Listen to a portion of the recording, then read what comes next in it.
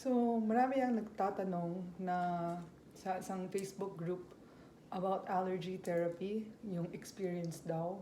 We want to know how much it is, the experience of what it's like going through. And syempre, gusto nating malaman is yung tungkol sa efficacy ng allergy therapy. Gumagana ba siya? So, etong ikwento ko is something na napagdaanan ko. So, I've done this for 4 years. So, a little bit, 1 year short of graduation from allergy therapy. But, kwento ko kung ano yung alam ko based on facts, kung ano yung naranasan ko, based on anecdotes ng personal ko, and basically how my body reacted to it. So, syempre, hindi naman lahat tayo pare-parehas, lahat ng katawan ay iba. So, disclaimer lang, hindi naman porket ito yung kinikwento kong experience ko does not mean na yun din yung may experience nyo. Okay? It's possible na you'll experience things much differently than what I've experienced. So first, let's answer the question, what is allergy therapy? Ano ba yung tinatawag nilang allergy therapy? Baka merong allergist na napuntahan kayo at nag-recommend sa'yo ng allergy therapy.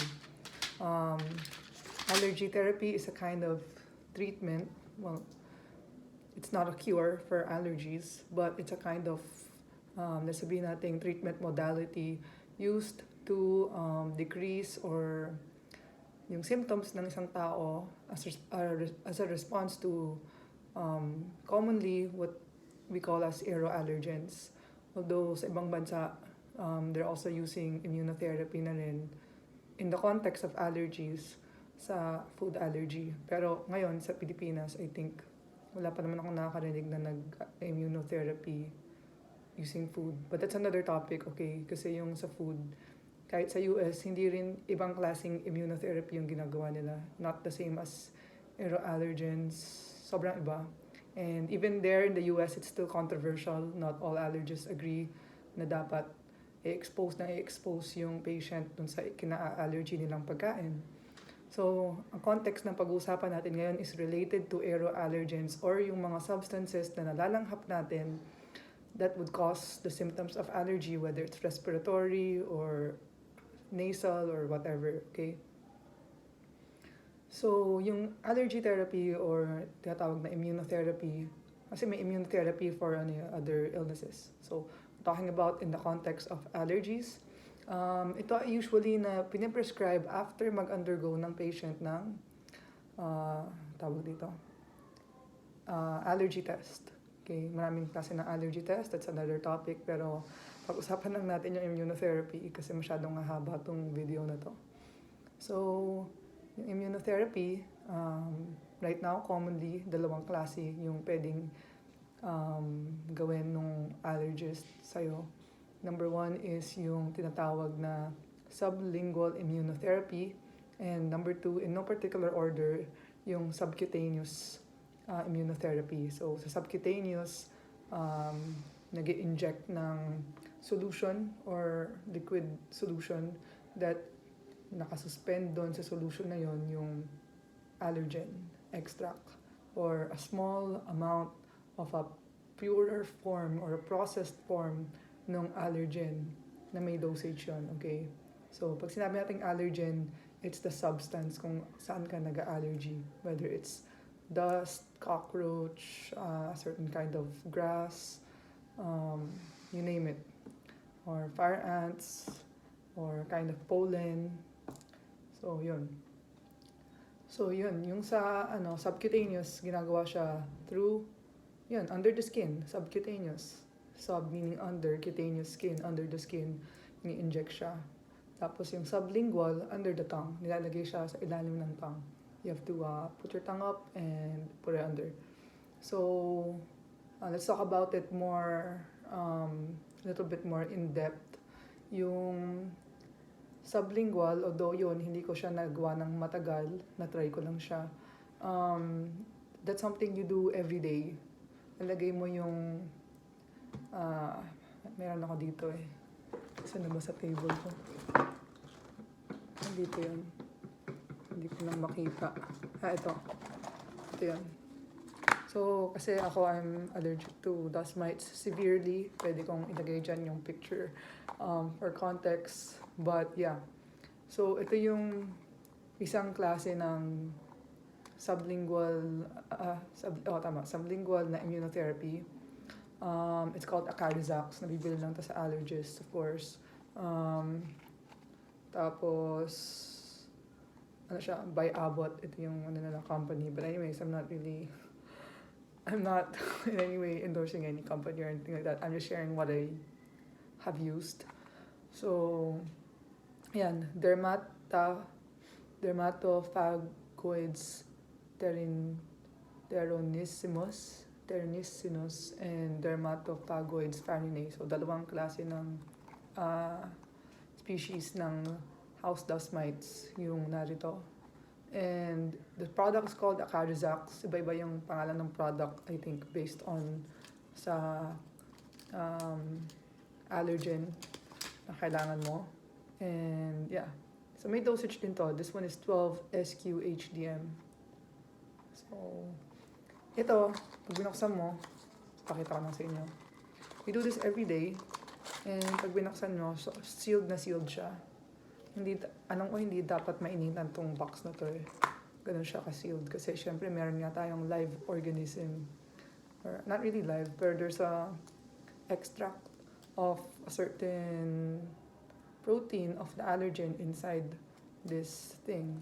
So, actually, hindi ko siya na ginawa. At ngayon, hindi naman ganun ka-controlled yung asthma ko. So, I don't wanna use it and show it to you kasi baka lang mag-worse. So, anyways, ang gagawin nyo lang naman is bubuksan nyo lang to. Tapos meron, para siyang natutunaw sa ilalim ng tongue mo.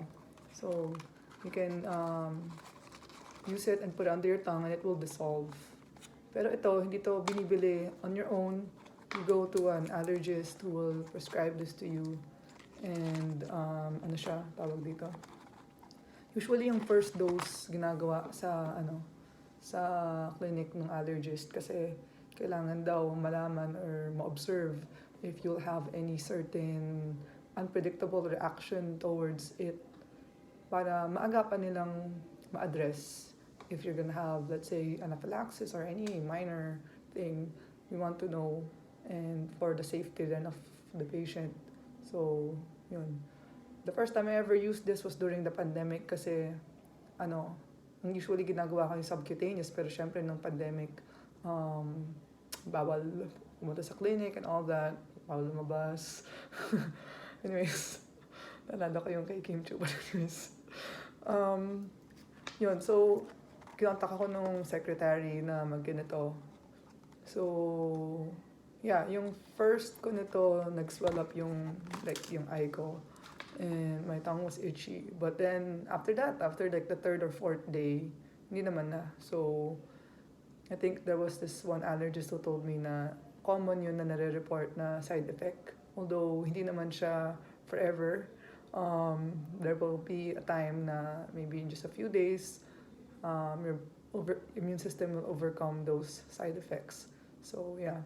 Although hindi ko to ginawa ng matagal, yung huling allergist na napuntahan ko, nag-prescribe siya uli nito. Sabi ko sa kanya na I was hesitant to do allergy therapy again. But she's encouraging me to do it again. Pero, personal decision ko to. Kaya, meron pa akong isang box na 26 pa yung laman. Pero, honestly, right now, I'm just considering and thinking of weighing my options if I'm gonna do this again. But, yeah, so anyways, yun yung sa subcutaneous. Di ko alam kung how long you're gonna do this for because I didn't really choose to do this yet for a long term. But for lilipat na tayo ng topic dun sa subcutaneous, sabi nung allergist na napuntahan ko before where I used to do the subcutaneous immunotherapy, 5 years on average. 5 years is not fixed, it's just the general guideline. But, it can get longer it really depends on how your body reacts. So, maglalagay ako dyan ng video here. Just giving you an example of me doing that.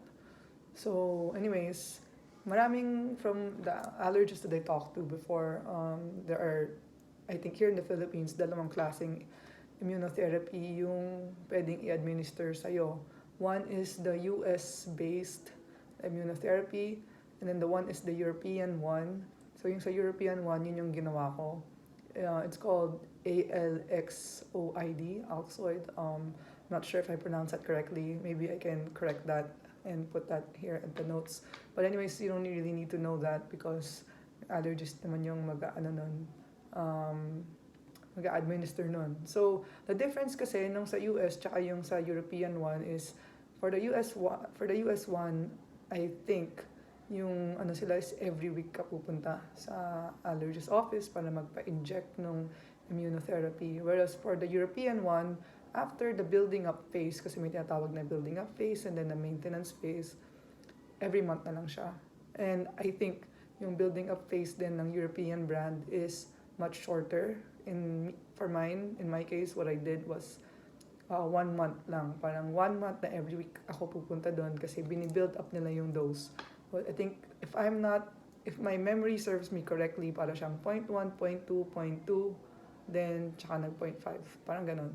Maybe I'm wrong, but yun yung naalala ko. So, nung sa 4th week, pagtungtong mo ng 4th week, then every month ka na lang pupunta to get your subcutaneous immunotherapy. So, like I said, the goal is to better control the allergies that you have, less symptoms. Yun yung goal ng subcutaneous immunotherapy. Malaki yung matutulong niya. So, what is it like when you go in there to get your subcutaneous immunotherapy? Maybe yung mga iba-ibang clinics, iba-iba yung protocols nila, iba-iba yung standard operating procedure. Pero dun sa pinuntahan ko, this is what it's like. Okay, so you're gonna go in there.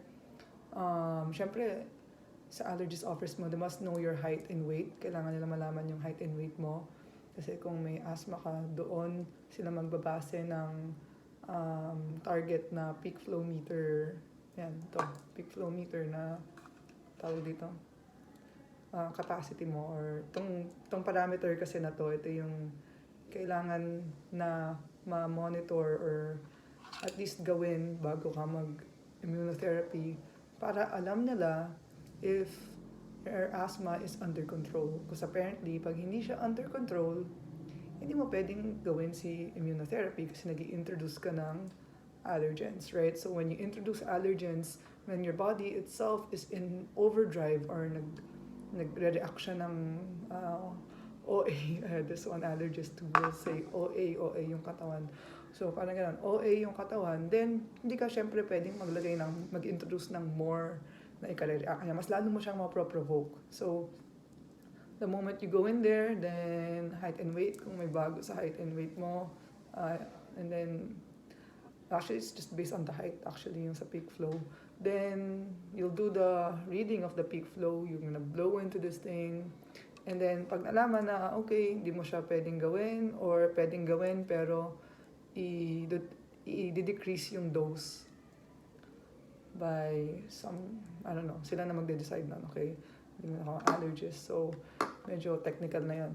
So, kung okay naman, then you're gonna go in there and you're gonna get the allergy shot. So, maliit na needle, hindi naman siya ganun kalaki. And at the same time, noong una, I really didn't like needles, pero nasanay na rin ako. Tsaka maliit nga lang yung diameter ng needle. At the same time, hindi siya yung parang ini-inject na baon yung needle sa skin. Like if this was your skin barrier, hindi siya baon. Parang the way that the secretary did it was parang most of the time was just ganun lang siya. Very, in the surface lang yung parang pag-inject nung allergen. So, hindi siya really masakit or anything like that. So, yun. After that, you'll wait for like 20 minutes. I believe 20 minutes ka doon maghihintay or 30. Pero parang 20 lang naman ata. Hindi ko na matandaan. Maghihintay ka doon. The purpose for that is to, if ever there's anything that bad that will happen to you, if anything na mag-react ka dun sa allergen, if it was by any chance gonna be life-threatening, nandun ka sa clinic. Someone is going to administer life-saving intervention or medicines. Kung magkaroon ka ng anaphylaxis, pwede kang i-injection na ng epinephrine. So, yun. Kasi pag moment na nagkaroon ka ng anaphylaxis at wala ka dun sa clinic or life-threatening na allergic reaction, tapos wala ka sa clinic, wala kang epinephrine, then it will only take seconds to minutes for you to get critical, and there's also a chance of death. So, di ko naman kayo tinatakot, but it's safe kasi nga, nandun ka sa clinic. Kaya nga, importante na maghintay ka ng 20 to 30 minutes. At from my experience, very responsible naman yung clinic na where I used to go. Pag nawala lang ako, nag-CR, hanapin ako ng secretary. So, yun, kailangan gawin yun. Then, after that time na naghintay ka, so, minsan magkakaroon ng rash. So, I don't know for what purpose, but they will record that and they will measure that kung ilang centimeter ba yung rash na yon or ganun. So, ayun, then you will get your next schedule for your next one. So, what's the difference between the European brand and the US brand? The European brand, every month ka pupunta, and I also believe na yung European brand has less side effects.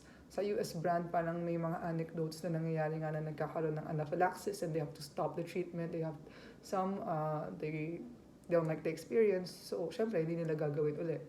Okay, so yun yung sa American brand or parang ng immunotherapy.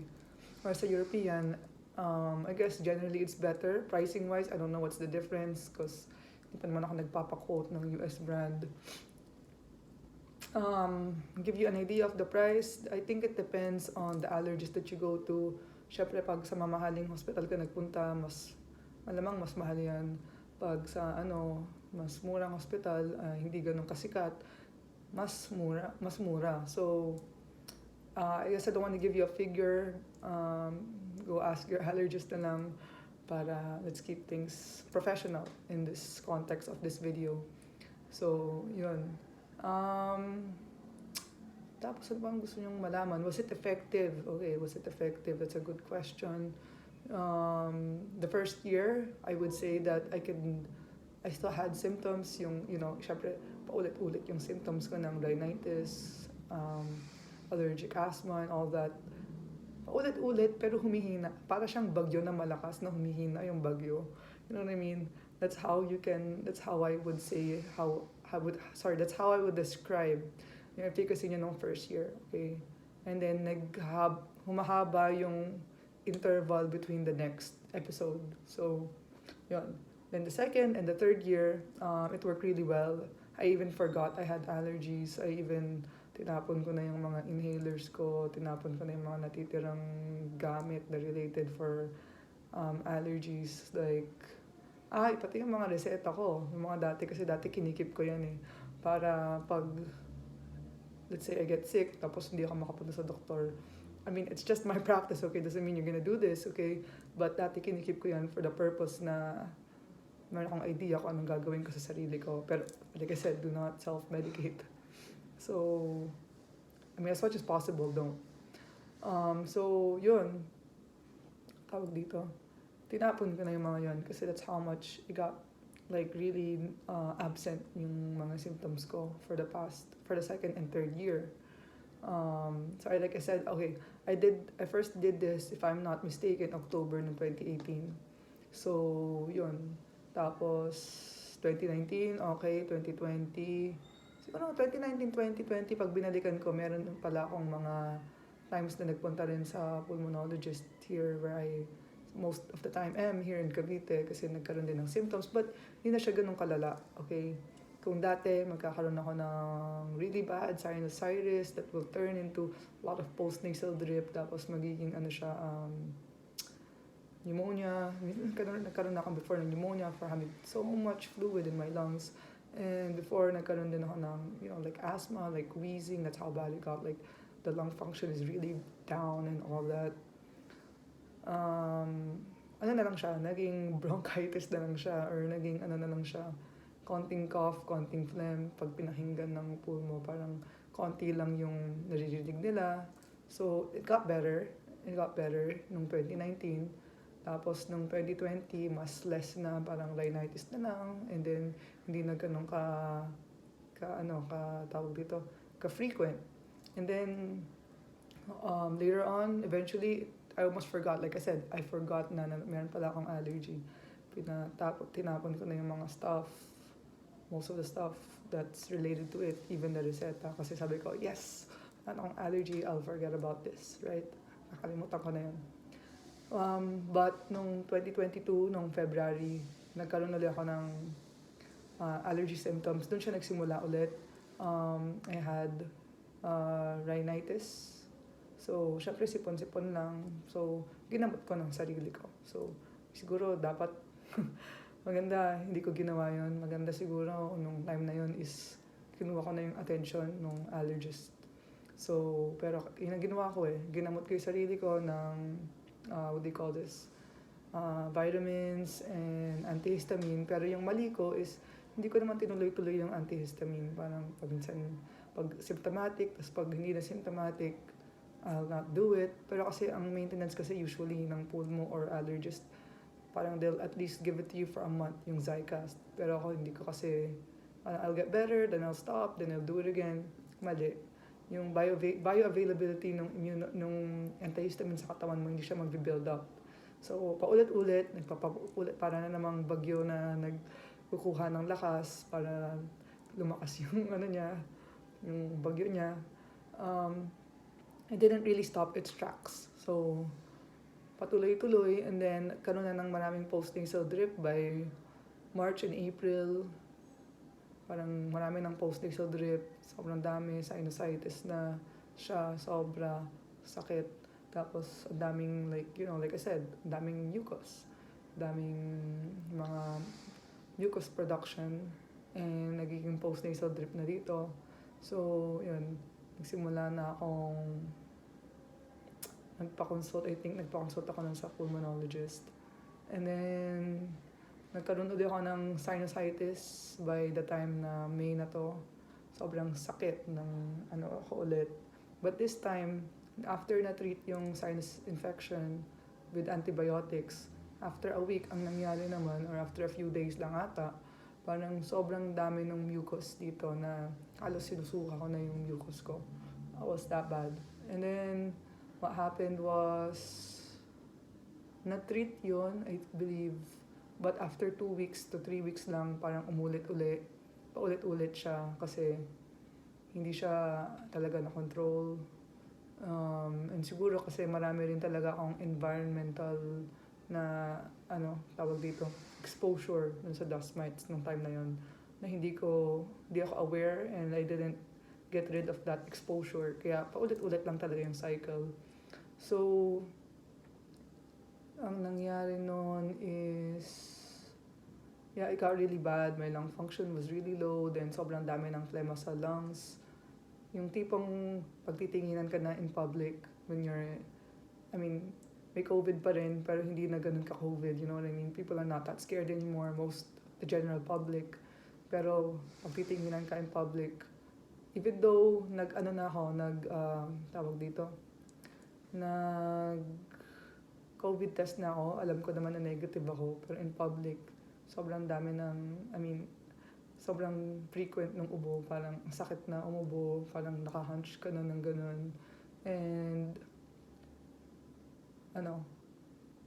there was a time na na-diagnose ako ng pneumonia nung mga August or July. I think it was July 12. alam ko yung date, July 12 of last year. So, yun. Tapos parang na-treat yun ng antibiotics. 3 weeks ata ako nag-antibiotics nun. Or parang 1 month pa ata. Kasi sabay yung sinusitis and pneumonia. Then, na-treat siya. Yung nagpa-allergy therapy ulit. Ulit ako. Allergy test. Then, ang nangyari nun is it got better for 3 weeks. Tapos after 3 weeks, bumalik ulit siya.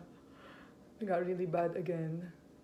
Not as much mucus, but sobrang baba nung peak flow ko. Ang tangkad ko, right? I'm 5'5.5", guys. My peak flow at one point was like below 300. And literally, I would wake up and I could hear the sound of my lungs.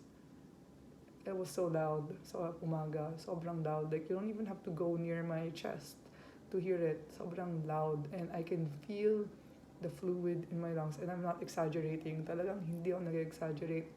Sobrang nakakatakot nung time na yun. Pero, ang medyo, medyo bobo lang kasi ako kasi, kaya huwag niyo akong gayahin, guys. Medyo bobo lang kasi, parang I was feeling scared, pero parang sabi ko dun sa mga tao sa bahay na, padala na ako sa ER. Pero parang sabi nila, hindi, tubig lang yan, okay lang yan. Mali. mali. Sobrang mali.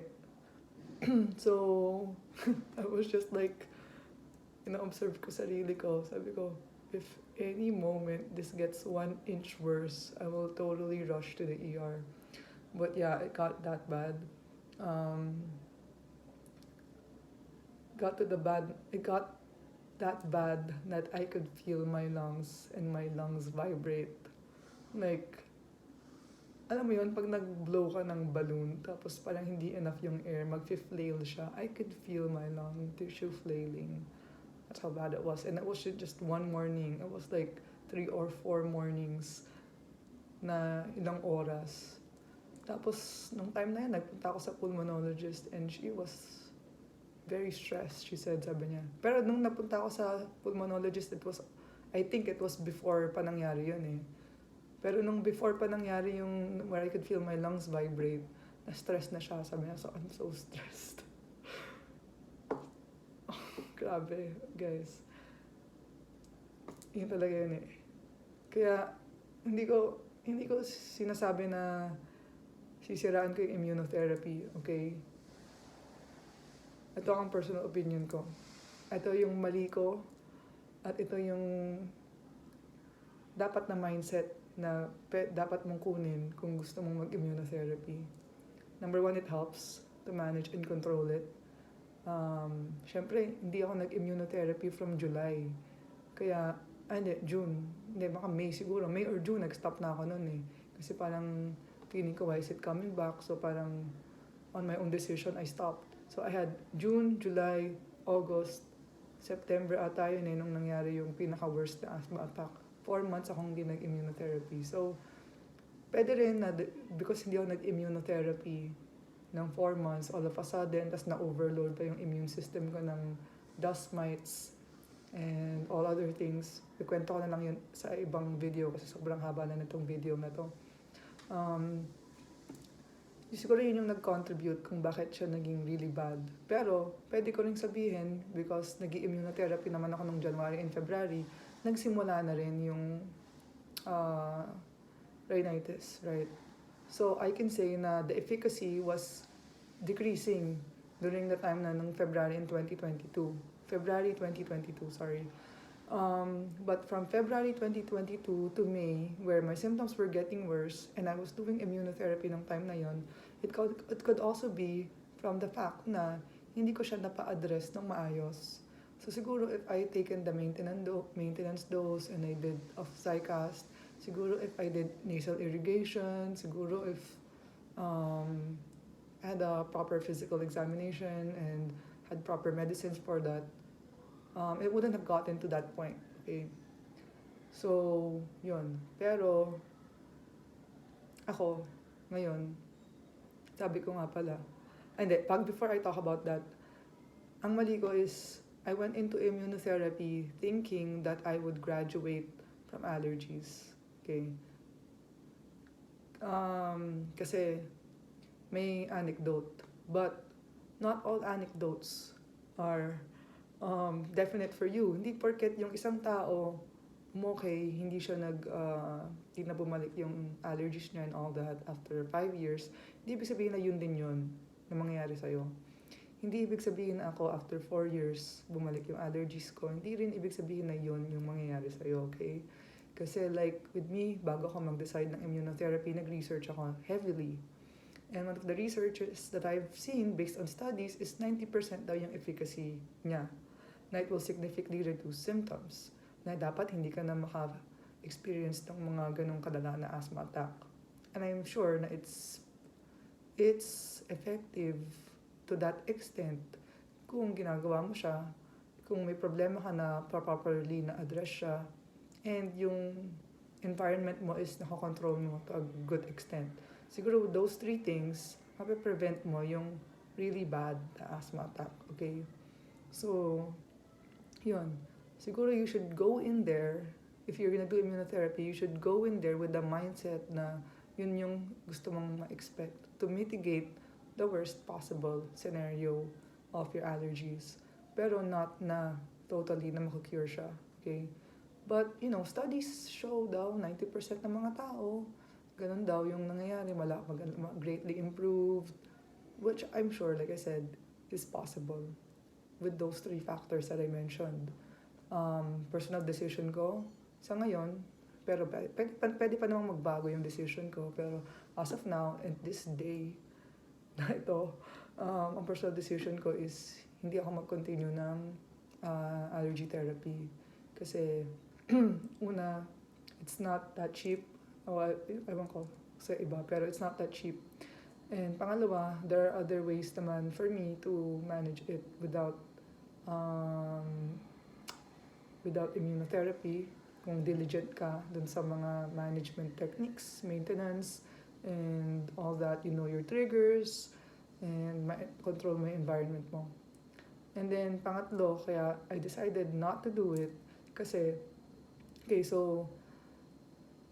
my dad, kwento niya sa akin, when he was young, he was also like me. Naging sipunan, maraming post-nasal drip. Pero parang wala naman ata siyang asthma. So, yun. Pero when he got married, nawala daw. Anekdota naman. Does it mean na nawala yung sa kanya? Does it mean na mawawala yung sa'yo? Okay? It's just an example or a possibility lang.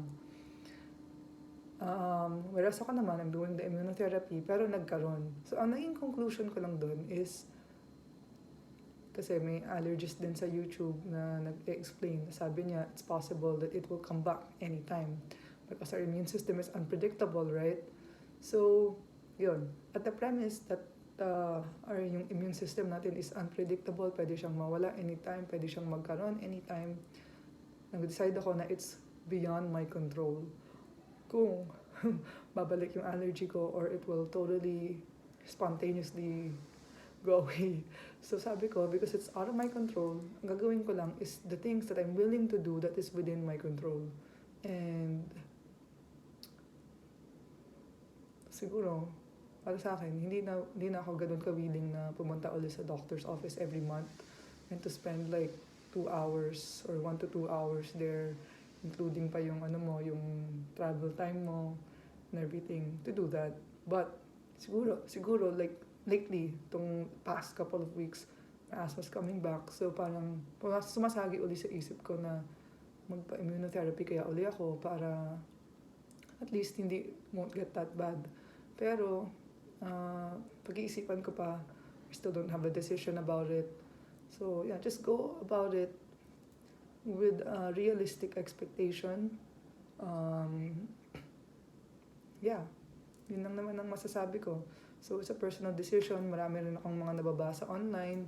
May mga mga Facebook groups somewhere in the US common kasi sa kanila yung nag-immunotherapy kasi mas accessible sa kanila yon, mas mura sa kanila I think yung immunotherapy dahil may insurance sila. Maraming sa kanila bumabalik yung allergies. Meron din naman sa kanila na hindi rin bumabalik. I mean, nakakatulong ng malaki. So nakakatulong siya, pero wag kang mag-expect ng perfect system.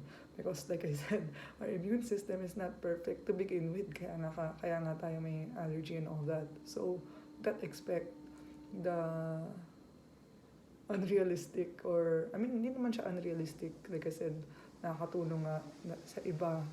The best case scenario happens to them. I-broaden mo lang yung expectation mo. In a spectrum of different kinds of possibilities, it can be really, really good, or it can be ineffective, or it can be a whole lot of other difference. Maybe effective, pero mabalik, pwedeng ma-reduce. So, yun. Manage your expectations with the allergy therapy. Would I recommend it for other people? Sabi ko nga, para sa sarili ko, sa ngayon hindi. Pero I'm thinking of it again for other people. Kung malala yung symptoms mo, kung like parang kagaya ko na umaabot sa ganun, para sa akin, it's worth a try. Kasi malay mo, swerte ka. So, ayun. Thank you.